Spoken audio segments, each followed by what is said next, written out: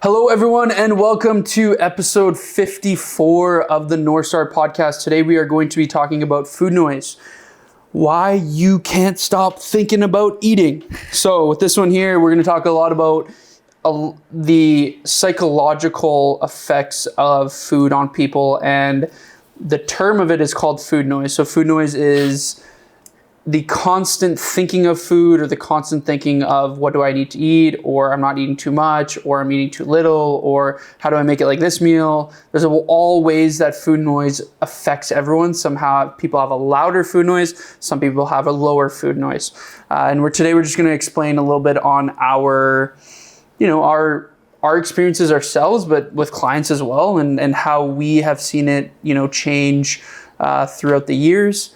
I think a big thing with food noise is, it tends to be something that can be sometimes debilitating for people. I think a lot of people don't understand that they have food noise, or they don't really know what food noise is until it's shut off. It's almost like a switch, right? It's sometimes, or like a volume. I like to use it as like a volume switch. Sometimes it's louder than others. You can decrease it, increase it, depending on certain situations. And I think, in this one here, we want to unpack really like what happens, what's the science, and how to quiet it, and why it can happen person to person. A lot of it has to do with genetics as well. And also too, just history. If you've, been someone who's chronically dieted in the past, if you've been in a low calorie deficit for a long time, you had any sort of, food disorders or eating disorders, these can also affect food noise, and also to your environment growing up, social media. That's what I wanted to chime in on. I was going to say, hi guys, by the way. Yeah, social media. So there's a lot of different things. And, I think the thing about food noise is once you understand it and you know it for yourself, it's a little bit easier to control. Do I say, for some people, it never goes away, but I do feel like, and for someone who has a lot of food noise and deals with it himself, it does get easier to manage. Yeah. It is always going to be challenged, but it's going to be easier to manage as you understand things as well. So, so explaining why it happens. So we have ghrelin, leptin, dopamine / reward system. So basically this is the hunger hormones, which is ghrelin. Leptin tells your brain when you're full, and then satiation. Satiation. If you're satiated, and then your dopamine reward is obviously when you eat a food, like something like a processed food, it sparks that, that, oh yeah, I'm going to have this right away, right? Or this is like, tastes so good, I need more of it, right? Yeah. So. Yeah, I find like another misconception is like with carbs, especially with food noise. It's because like carbs, it starts digesting right away. It happens in your brain as soon as the carbs hit your your tongue, they're digesting, and because of that, they release a lot of dopamine, and especially with foods with sugar, a lot of people have a fear. I'd say there's a lot of fear mongering that happens in social media, and a lot of fear that's built around the food, which ends up making the food noise even worse, and that mental chatter of you talking to yourself, and Well, I was going to say, I think there's a misunderstanding sometimes when people say, like, I'm addicted to sugar, or I'm addicted to this. It's usually foods that contain fats, sodium, and sugar. So that three combination, that trifecta of things, create the best tasting foods out there.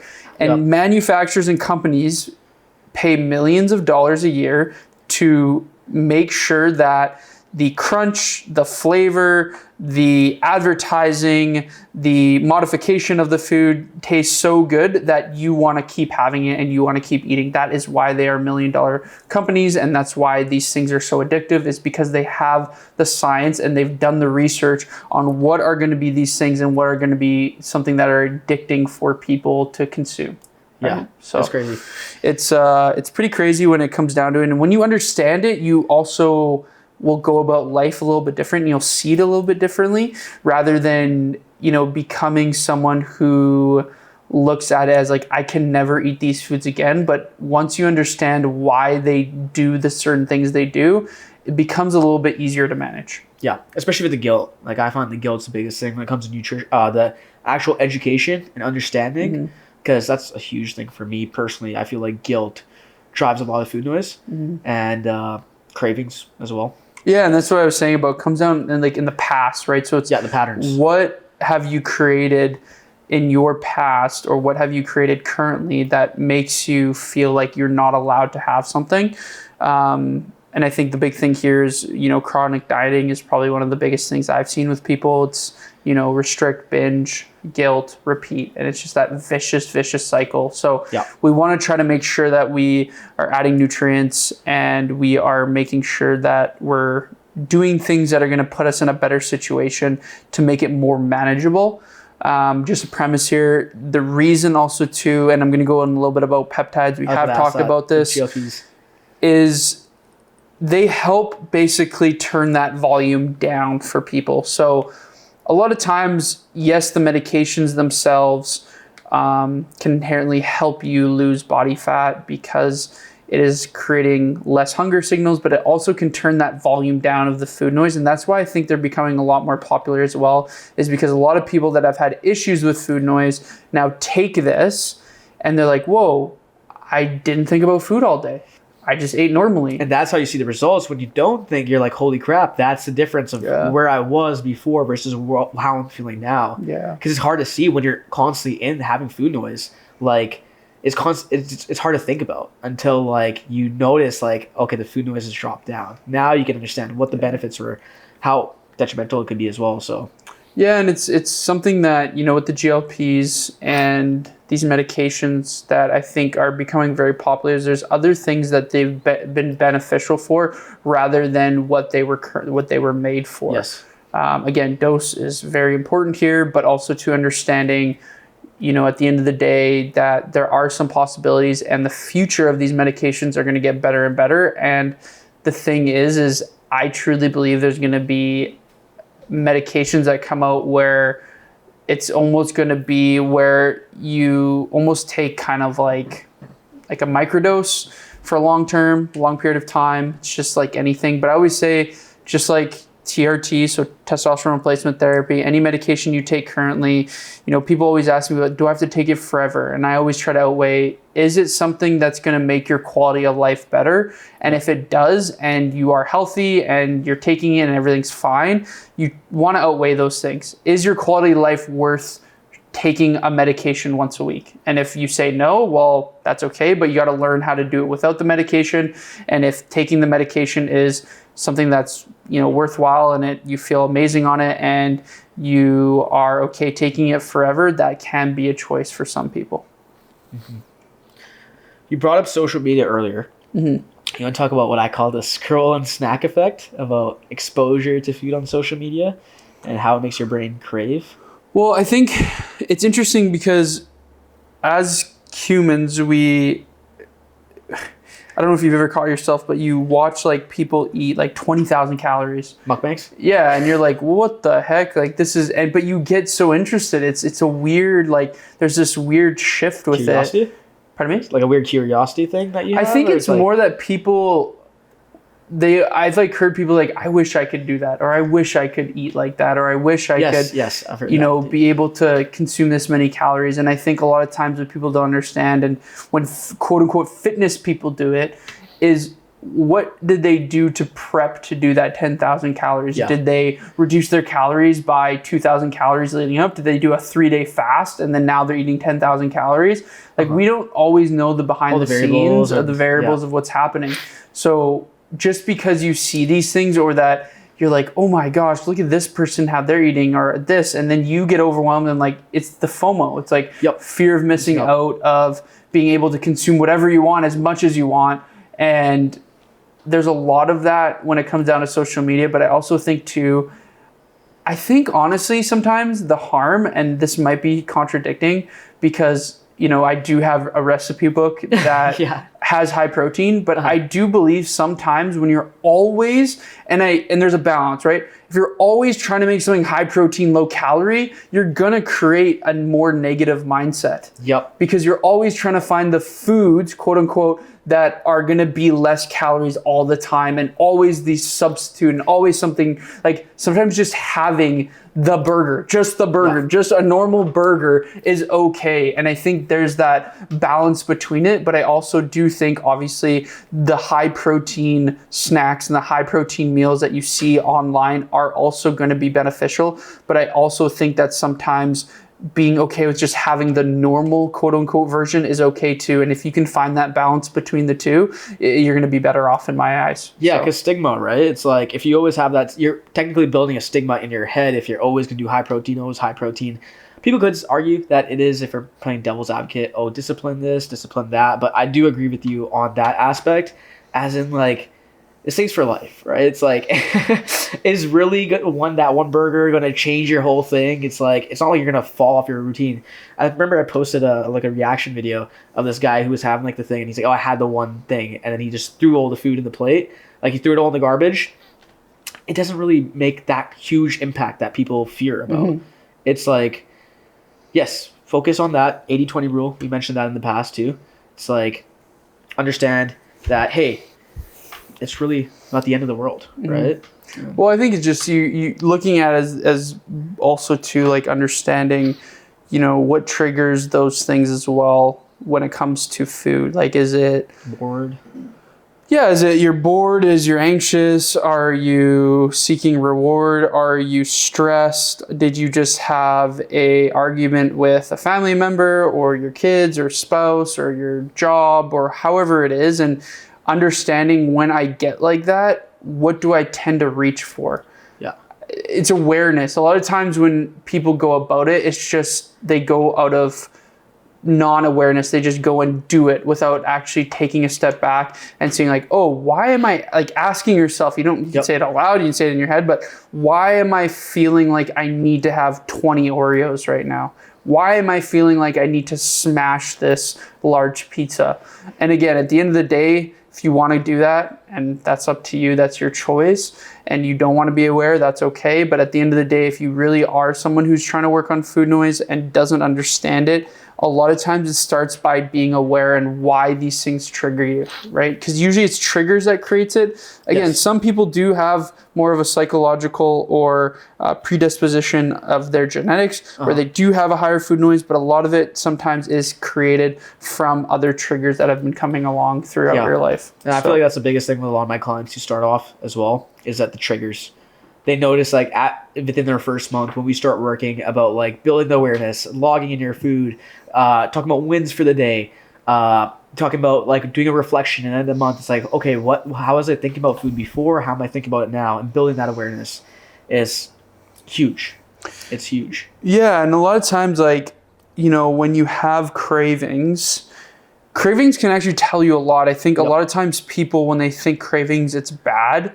But there's a lot to learn from cravings. A lot of the times it can tell you what you're missing. Yeah. So if you're constantly craving, let's say, something salty or chips, let's say, right? Maybe you have a lack of sodium in your diet. If you're always a deficiency, if you're constantly craving sweets, maybe you're not having enough fiber or protein in your diet. Because a lot of times when I work with clients, one thing that happens, and it happens often, is as soon as we increase their fruit and veggie intake, as soon as we increase their protein, as soon as we increase their water, those cravings start to come away automatically. Yeah. Again, they still could have some food noise, but you've turned down the volume that you are now having, right? And that is something that even with some people, their volume is so loud that when you do that, it brings it down a bit, but it's still so high that it's very hard to control. And that's when I think where those GLPs are going to be really beneficial is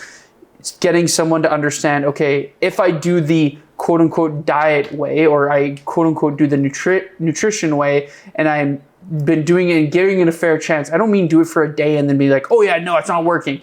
Like, give it at least 2 to 3 months to actually be consistent with it and see if it helps. Mm-hmm. If it doesn't, then that's where something like that GLP can help people. Considering that. Yeah, and I see it a lot of times. They're like, wow, I didn't realize, like, I don't have any cravings anymore. My cravings are gone once I've done more nutrients, right? So those are just things to be mindful of. And just to learning the difference between your physical and emotional hunger. Emotional tends to be like, again, something very specific. Like I want a cookie, I want chips, I want, a donut. Where physical hunger is usually you tend to want a meal. Like you'll be okay to have vegetables. You'll be okay to have fruit. You'll be okay to have protein. That tends to be physical hunger. Not always, but just learning those things and understanding, and it all comes down to awareness at the end of the day. So yeah. Well, I think we covered a lot about this stuff with nutrition strategies as well. I like that you mentioned the fiber because that's really good. It helps, help with sugar levels and bring your body to homeostasis. It really helps a lot with cravings. In our other episodes, like we talked, like we always preach this. You're sleeping well, it's gonna help, especially with that hunger hormone. I find a big thing is with cravings is like what people don't understand is like if they undersleep, what happens is they have less energy the next day. And how do you get that energy without taking caffeine or going to sleep? Is food, because food's energy. So you end up eating more to restore yourself, and because of that, you end up going more and more and more, and those cravings build. Like, so sleeping. Yeah, I think, like the whole sleep thing is your choices the next days are harder. I think that's what it also creates, 100%. right? If you're tired, you're going to be less likely to make quote unquote the optimal choice because you're tired and you just want to do something that's quick and fast and easy. And that usually is something that might not be the most beneficial for you at that time. But also too, I think a big thing is not letting yourself get too hungry before you consume your next meal. So a lot of times what'll happen is people will wait too long before having their next meal, and then they're starving, and then they will eat everything and anything because they haven't eaten for so long. Exactly. Again, there's some people they have 2 meals a day, they're able to control it, that's what they enjoy. 2 big meals, cool. There's some people that need to eat 5 to 6 smaller meals throughout the day just to make sure that they feel good and they feel optimal and they have that energy satiated throughout the day. I'm someone who tends to have probably around 4-ish meals with maybe a snack, but that's just me. That's how I usually, wake up, have something to consume, lunch, and then maybe like a late lunch and then a late dinner and then maybe a snack. But that's just something that I find that works best for me. It actually creates less snacking. If I do any snacking, it's actually at the end of the night. And I usually am able to control it pretty well because I've already had most of my nutrients throughout the day. That's a big thing I find me personally as well, is like that nutrient balance throughout the day. Like, am I eating foods that are nutrient dense? Because when I do eat those, I feel a lot more satiated and a lot more aware as well. Because I simply can think, I'm feeling hungry because I kind of used up all this energy with nutrients versus like, it's harder to tell, like, am I really, really hungry if you're constantly leaning towards snacks throughout the whole day? And it kind of goes down to that mental, framework of understanding, okay, not seeing foods as good or bad. Yes. Food is food at the end of the day. Yes. Are there more, I would say, optimal versions of food than not? Okay, yes, most people can agree with that. Yep. But at the end of the day, once you deem something good or bad, what tends to happen is if you deem it bad, you feel like you're doing something wrong, which then makes you feel guilty, which then you tend to eat more of. Where if you always constantly think of something as good, then what you're doing is you're only going to be consuming those foods and feeling like you're missing out on other things. Right? So at the end of the day, I like to look at things as, okay, in the situation I'm currently, what is the most optimal thing I can do? It doesn't have to be perfect. It doesn't have to be exactly right. But also too, there is a time where it's okay to say yes to the donut and no to the salad. Sometimes it's the vice versa. Yes, sometimes it's okay to say yes to the salad, but no to the donut. But you have to be able to understand where you lie in that situation. And I always like to look at it as like, is that treat, okay, so looking at treats, for example, is that treat really worth it? Like if I was like, hey, you know what, Akam, I got you a donut from Tim Hortons, a Boston cream donut. Out of 10 is, out of the scales of all the treats out there, out of 1 to 10, like where does it stand for you? For me, personally, I don't even like Boston cream donuts. So that's what I'm saying. Right? So it'd probably be like a 2. Now let's say like a donut I do like is like those raspberry filled ones. If I see that, and let's say The main thing I would say for me is like it really goes down to like if I am truly, truly starving. But that's also because everyone's food noise is different, right? Yeah, but what I'm trying to get at though is like, let's say you came back to me and you said that's a 2. Yep. Okay, then I'll be like, well, do you actually really want it, or are you just having it because it's there? Exactly. Right. Okay, if you tell me like, for some reason, I don't know if anybody really is a 10 out of 10 for Boston cream at Tim Hortons. There might be someone out there. Then okay, sure, have it. Like, but at the end of the day too, it's like you can always just go get it anytime. I don't think at any point Tim Hortons, unless Tim Hortons all day shut down and then you can never have a Boston cream donut again, they're always going to be there. But maybe it's something different, like maybe it's a Thanksgiving dinner or maybe it's a Christmas dinner and your relative made your favorite pie and you only get it once a year. Yeah, and it's a 10 out of 10 and you're like, this is like, have the piece of pie. Like, it's okay. You don't get it often. So it's outweighing what really is going to matter to you at the end of the day. Yeah. Because when you can look at a scale like that and not just consume it because it's there, and I think a lot of people do, they see it and they're like, yeah, it's there. It's just what it is. I'm just going to eat it because it's there. And it's like, well, if you keep going down that road, then you're actually not learning why you tend to do that. Like, what gap are you trying to fill by doing that every single time? Yeah, makes sense. So it's just looking at things like that. And then again, we had already talked about, the mention of the GLPs, and other peptides that can help with kind of hunger regulation. Help a lot, yeah. But yeah, I don't know if there's any closing points or anything that you wanted to add for this episode here. Yeah, I would say feed your body consistently, right? Get it some sort of pattern and a structure that's going to help you out. Make sure you're sleeping, recovering. We mentioned how sleep, if you are chronically undersleep, how it will worsen up those cravings. It'll make it harder, especially if you didn't prep before and then you have bad sleep and then you try and you're just going to lean in, whatever's quick, whatever requires the least amount of energy. And yeah, reframing what you think about food, right? Not all food is good or bad because the goal isn't to silence food completely. It's to mainly, like you said, the volume is like know your volume and know how to adjust your volume and building that healthy relationship with that versus just saying this food's bad, I'm not going to touch this food versus framing it. Yeah, it's just how you know yourself and at the end of the day, try things out first and give it some actual chance. I think a lot of times we tend to not see any change in a week and it's like, well, this is not working. It's like, well, you have to give it some chance and some time because if you don't, it's going to be really hard for you to understand what actually works and what doesn't work for you at the end of the day. So, yeah. Cool.